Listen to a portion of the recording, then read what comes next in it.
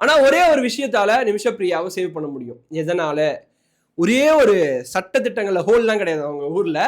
அதாவது ஓட்டை அதெல்லாம் கிடையாது. ஒரே ஒரு விஷயத்தால சேவ் பண்ண முடியும் அப்படின்னா எஸ், பிளட் மணி, இல்லைன்னா மன்னிப்பு. அந்த ஊர் சட்ட திட்டங்கள் பிரகாரம் விக்டிமோட ஃபேமிலி, அதாவது கொலை செய்யப்பட்ட மகதியோட ஃபேமிலி மன்னிச்சிட்டாலோ இல்ல அவங்களுக்கு காம்பன்சேஷனா கொடுக்க போற பணம், அந்த ஒரு பணம் இருக்குல்ல, அந்த பிளட் மணின்னு சொல்லக்கூடிய பணம் வந்து சாட்டிஸ்ஃபைங்கா இருந்தாலும் மன்னிச்சிருவாங்க அப்படின்ற மாதிரி ஒரு ஆப்ஷன் இருக்கு.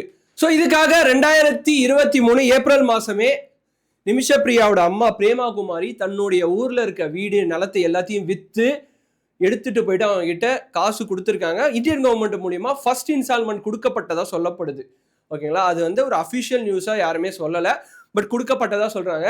பட் ஆனா அவங்க என்ன பண்ணிருக்காங்கன்னா, ஒன்ஸ் அதை வாங்கின பிறகு 2வது தவணைக்காக வெயிட் பண்ணும்போது டிக்ளைன் பண்ணியிருக்காங்க. இல்ல எங்களுக்கு இன்ட்ரெஸ்ட் இல்லை, அவங்களுக்கு வந்து அந்த தண்டனை கொடுக்கறது தான் எங்களுக்கு சாட்டிஸ்ஃபைங் அப்படின்ற மாதிரி. அதுதான் டிக்ளைன்னா, அதுக்கு அதுதான் அர்த்தம்.